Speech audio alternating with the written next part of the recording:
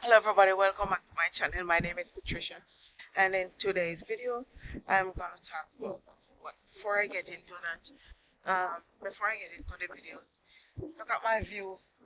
Today is Sunday and I'm hanging out and you know that in the at the river, and as you can see I can show you give you a 360 around. If you can see, look around, people are fishing over there.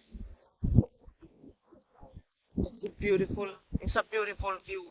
It's a little windy, but I'm hoping it's not affecting the video that I'm doing. So I was scared. I was scared, and I'm gonna tell you the reason why I was scared.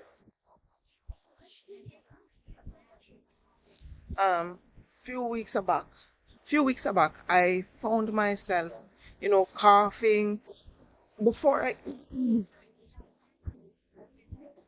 excuse me, guys. A few weeks back, I found myself.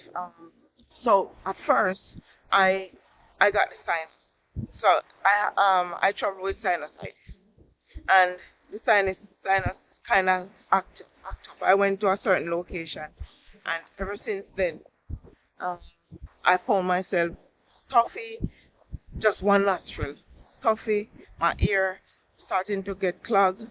I know it was a sinus, but I've never had sinus this bad. And what happened is that the sinus I started to treat it buying over the counter, drug. At first, now naturally I never use anything for my sinus. Naturally, I will just drink some room temperature water, and I will just go through the day and avoid the things that naturally act up my sinus. This time around, it was different. I, it was, I've never got my ear clogged, and my nostril will clog for just for a few hours or something like that, and that would be it. But this time around, my ear was clogged, my left ear was clogged, my nostril was clogged, all my left side was clogged, and I couldn't. It was difficult for me to breathe. I didn't have a chest cold, I didn't have a fever, I didn't have anything. So I didn't. I was just going to the pharmacy and get the over the counter drug. The one that you those that you can just buy off the shelf over the counter. And I take nasal spray. I take pills. Not much. I took one. I don't remember the name of it. And even so, I wouldn't wish to call the name of it. So I was just trying to see how best I could get rid of this ear clog. I even tried to figure out to research how to unclog my clog ear. Didn't work. So I went to the doctor last week. I went to the emergency, and they said I have sinus infection. Don't know where it's from, and I got some medication. But the reason for me to scare is because of this. And if you watch this video, it was aired on CBS Morning. Just watch this video. 3 years since the World Health Organization declared COVID 19 a pandemic. And while cases and hospitalizations are down, the disease is still part of the everyday health at Kaiser Health News. And CBS News medical contributor Dr. Celine Gounder met a patient whose life changed forever after her diagnosis. Dr. Gounder joined her at a post COVID clinic to learn about the new ways that doctors are helping patients regain some normalcy. Almost there.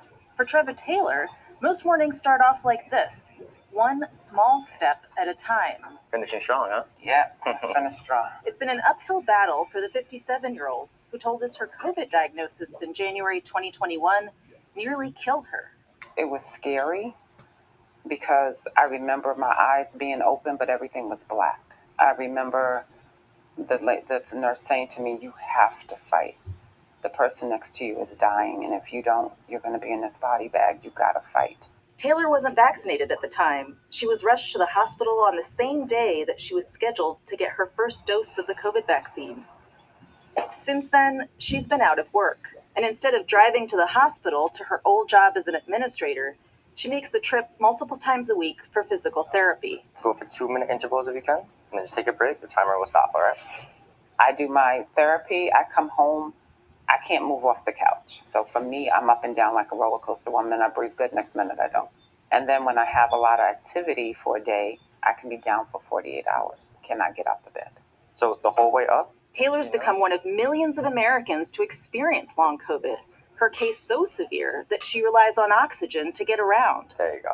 Right here, my love. You did it. Home stretch. Look at you. For 2 years now, she's been visiting NYU's post-COVID care program, It's coming out my throat clear. where she and 1,000 other patients are treated by pulmonologists like Dr. Rainey Condos. They have what we call symptoms that are associated with their COVID infection, but are now lingering longer. And so long COVID. It is a major problem if you think of the fact that about 25% of patients may end up with long COVID. And if you're talking about millions and millions of patients, you can imagine that that's a large number.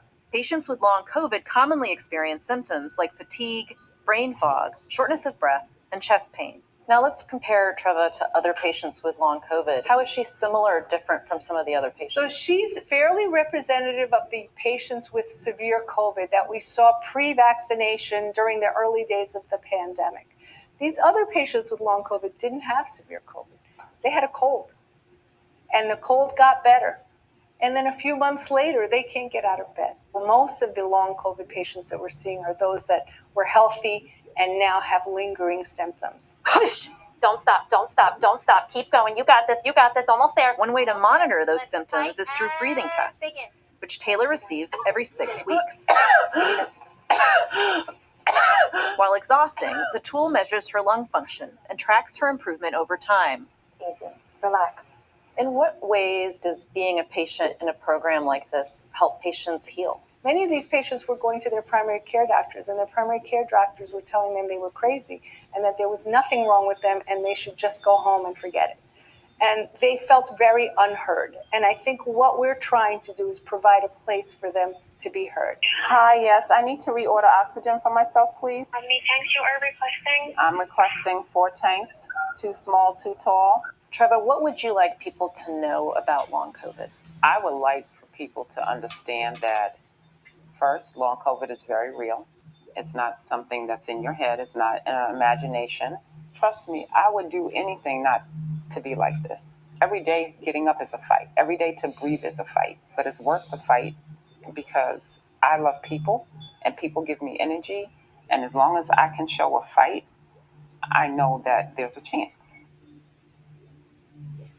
Taylor is in the process of being evaluated for a possible lung transplant. A clear reminder. Health at Kaiser. The reason for me thinking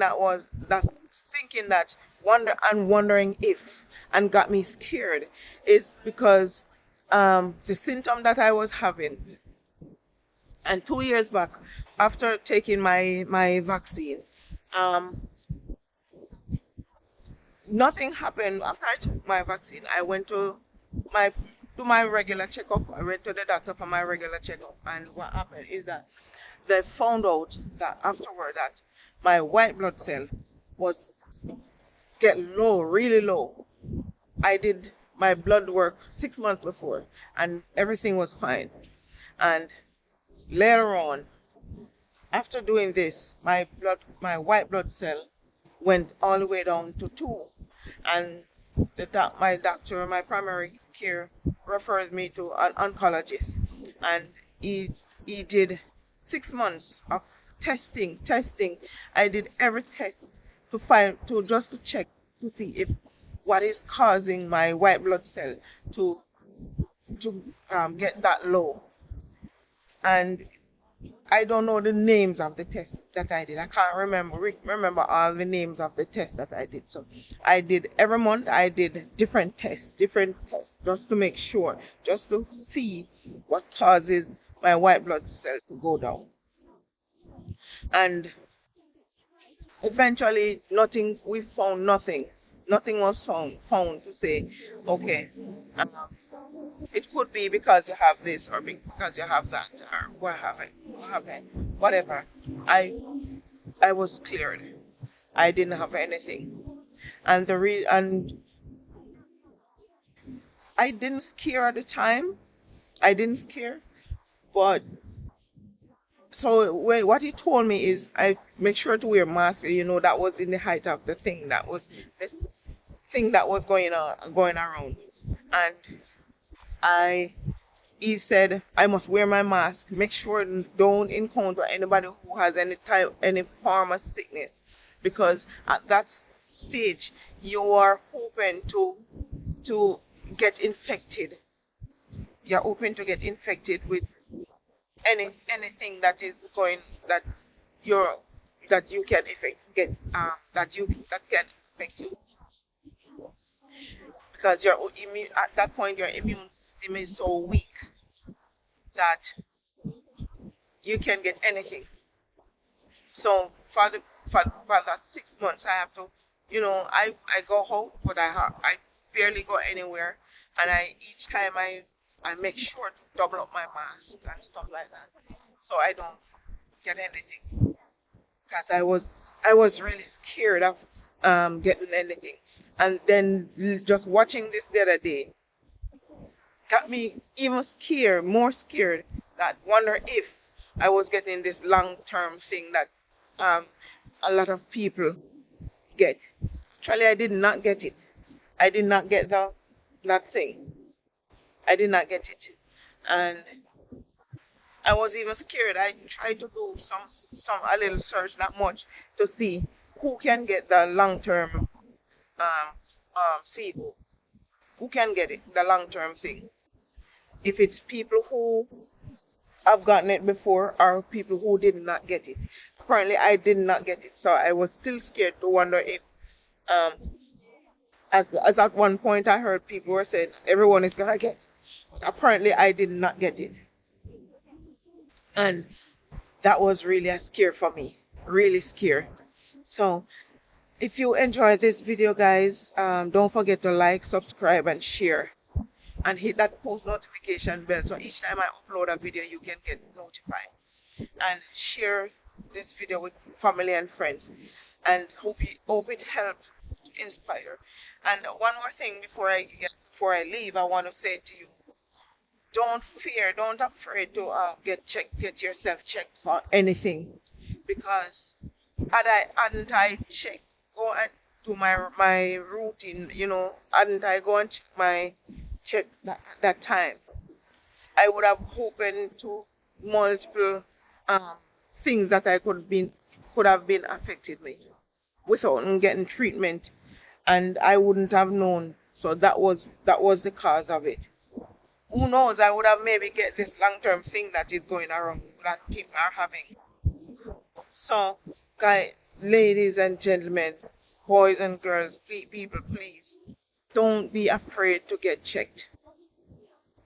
Don't be afraid to get checked, because the thing is, when you don't know that you have something, you don't feel any way, but you don't feel any way until when you know that you have it. When you know you have it, that's when the scare comes in. That's when it's hard. And because you're trying to figure out how to deal with it, how to get rid of it, and stuff like that.